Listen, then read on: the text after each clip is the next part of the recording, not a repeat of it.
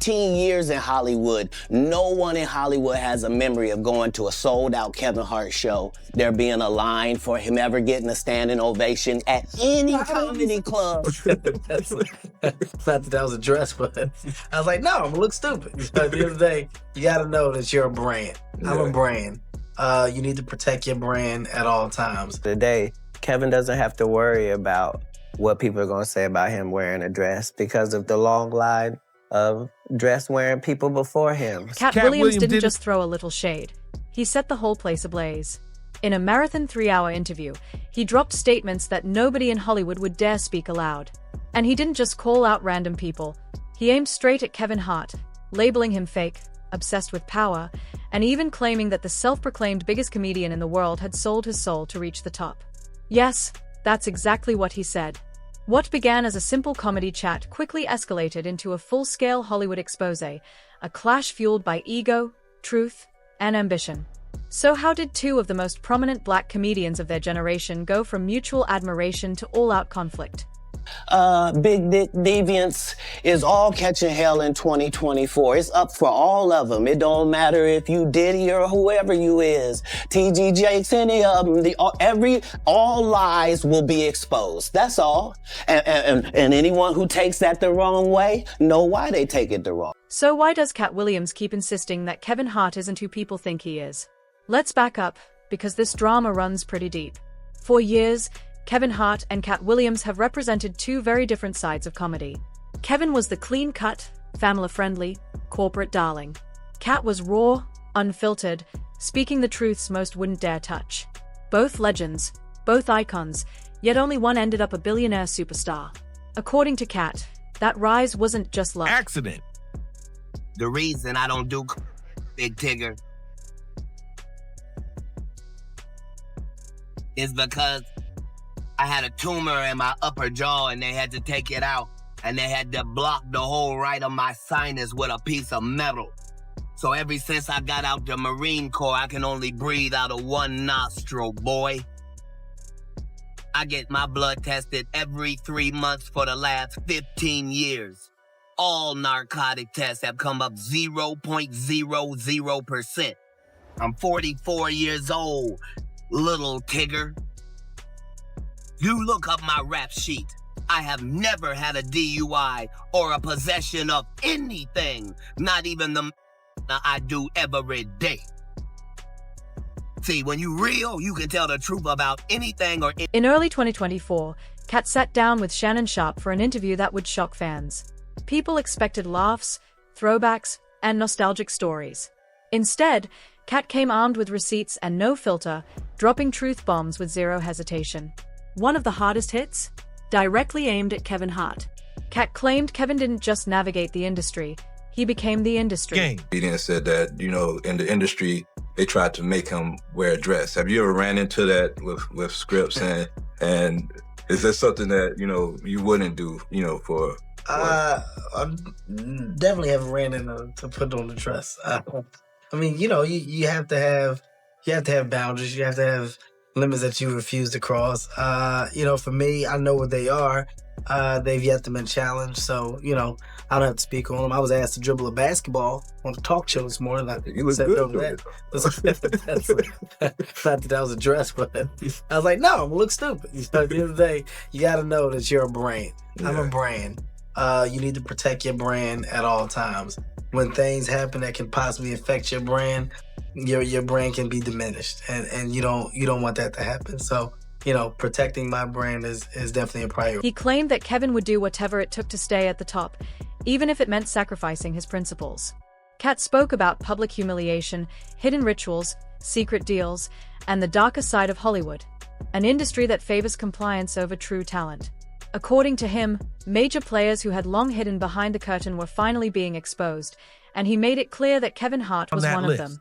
Today, Kevin doesn't have to worry about what people are going to say about him wearing a dress because of the long line of dress-wearing people before him. So now we have Big Mama's house 1, 2, and 3. Yeah. I've never seen Madea in a pantsuit. I think she wears dresses. So now I'm saying, why are we picking on poor little Kevin Hart? Because it was his turn next. This wasn't just throwing shade. It was a bold statement that sent ripples through Hollywood. This tension didn't appear overnight. It had been building for years. Let's rewind to 2018, when Katt first started challenging Hollywood's power dynamics, calling out the system for manufacturing stars rather than allowing genuine talent to shine. Naturally, A conspiracy theorist to a degree. Like when I connect dots that maybe shouldn't be connected, I don't know. But certain dots, like when I see that they put every black man in the movies in a dress at some point in their career, I'll be connecting them down like, wow, all these brothers gotta wear a dress. That's happened to me. I'm doing a movie with Martin. Yeah. The movie's going good. So I walk in the trailer. I'm like, man, this must be the wrong trailer because there's a dress in here. They come in. The writer comes in. I think he's the writer. He's like, Dave, listen, we got this hilarious scene where Martin's sneaking out of jail. So he disguises you as a prostitute. And he put this dress on. And, what? A prostitute? Nah, I'm not doing that. I don't feel comfortable with that. That should have been in the discussion. What? You don't feel comfortable with it? I mean, it's a hilarious bit. All the greats have done it. So, well, if all the greats have done it, it's kind of hacky, right? You're right. So why don't we just not do it? Because I don't feel comfortable wearing a dress. Oh, come on, Dave. Listen, we got it all set up. We're supposed to shoot. Every minute you waste costs this much money. You know, the pressure comes in. I'm not wearing no dress, man. I'm funnier than a dress. Just give me something funny to say. I don't even wear no dress to be funny. What am I, Milton Berle? You know, we're going like this. And then finally it's like, and he leaves. And then like the director comes, Dave, it really would be great if you wear the dress. And then it was clear, I was adamant, I'm not wearing a dress. I'm not wearing the dress. All right, fine. Think of something else. That comes back 10 minutes later, the whole new scene. Hot damn, how did you write the scene so fast? when Katt Williams labeled Tiffany Haddish an industry plant, Kevin Hart fired back fiercely during his appearance on The Breakfast Club. He called Katt a hypocrite, pointing out that Katt had sabotaged his own career with poor choices, missed shows, and constant blame shifting.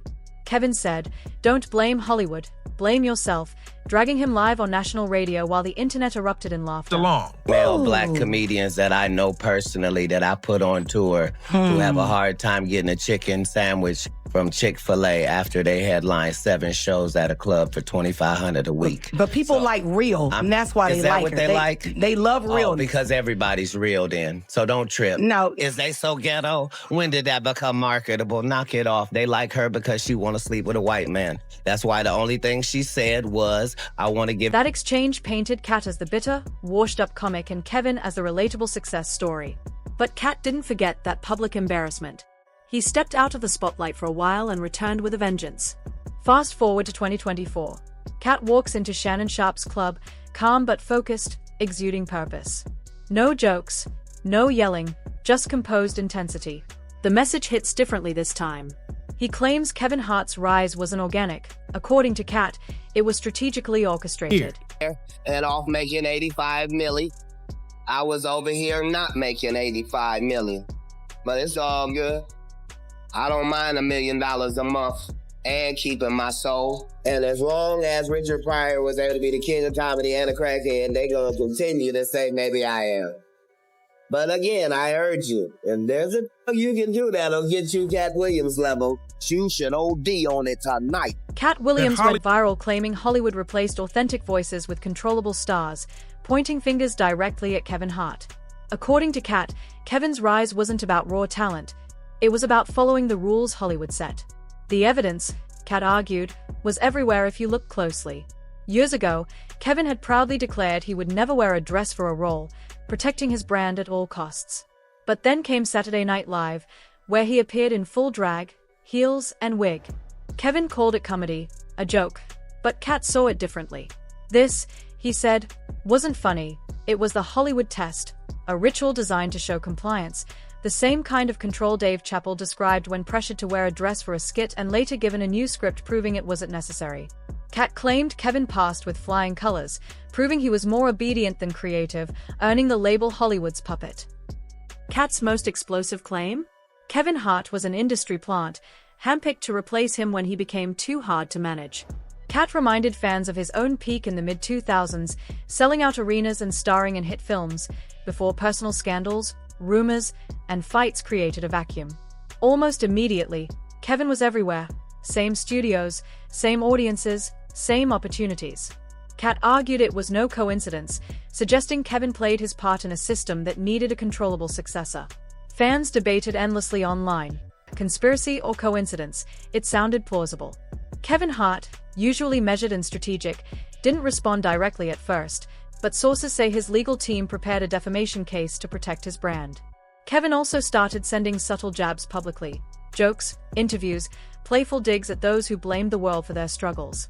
Social media split. Half supported Katt as the truth teller exposing the system, while the other half defended Kevin, celebrating him as a self-made success who mastered the game. Discussions resurfaced old clips of Chappelle, Richard Pryor, and Martin Lawrence discussing Hollywood pressures, proving a pattern. Outspoken black comedians are labeled unstable, while compliant ones rise quickly. Katt didn't just call Kevin fake. He said he was soulless, a symbol of the machine that rewards conformity over integrity. Kevin, however, sees it differently. Playing the game doesn't mean selling out.